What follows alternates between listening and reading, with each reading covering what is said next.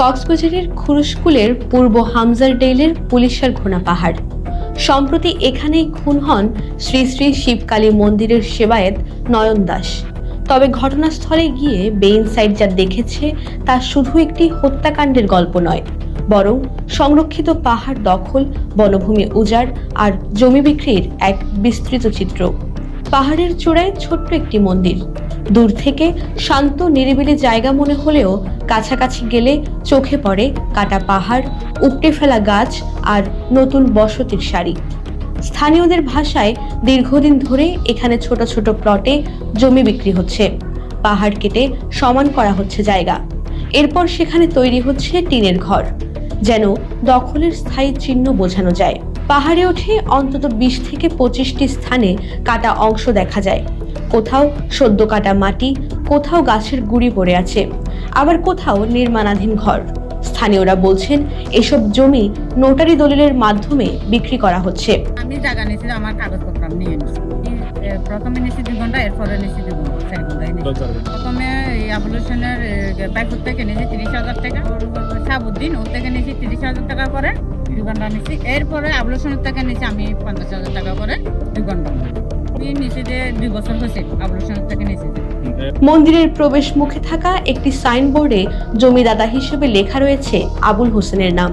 মন্দিরের প্রতিষ্ঠাতা সুকুমার ব্রহ্মচারী জানান, প্রায় 5 থেকে 6 বছর আগে মন্দির নির্মাণের জন্য তাকে 10 গন্ডা জমি দান করেন আবুল হোসেন।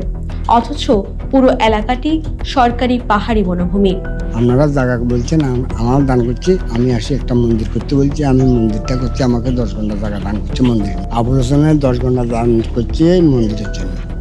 অভিযোগ রয়েছে চিত্তরুদ্র ও রনি নামে 2 যুবক জমি বিক্রির মধ্যস্থতাকারী হিসেবে কাজ করছেন, আর মন্দিরের জন্য জমি দান করা হয়েছে এমন তথ্য ব্যবহার করে ক্রেতাদের আগ্রহ বাড়ানো হয়। তবে এসব অভিযোগ অস্বীকার করেছেন আবুল হোসেন। তার দাবি, তিনি কেবল ধর্মীয় প্রয়োজনে জমি দিয়েছেন।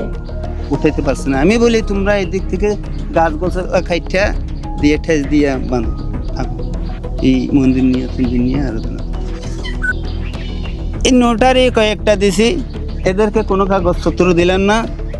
এরা কি কাগজপত্র, আমি তোমরা বসে থাকো। আমি এদেরকে বলছি যে তোমরা আমাদেরকে পয়সা দিলে দাও, না দিলে না দাও। তার পয়সা শেষে দিছে, এগুলা যা দিছে তারা সব মন্দিরে দিয়ে দিছে। এরা বলুক, এগুলা যদি আমি বলি আমাদের মুসলমান কি বলবে?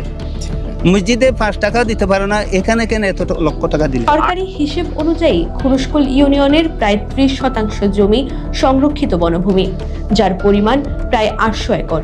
কিন্তু স্থানীয়দের মতে এর বড় অংশই এখন দখল ও ধ্বংসের মুখে। কেন আমাদের যে পূর্ব অংশটা, খুরুশকুলের পশ্চিম অংশটা হচ্ছে সমুদ্র, দক্ষিণ পাশে নদী, উত্তর পাশে সবলন্ডি দিক দিয়ে ওইটাও নদী, পূর্ব পাশেটা আমাদের ফিএফ জায়গা, এটা পাহাড়।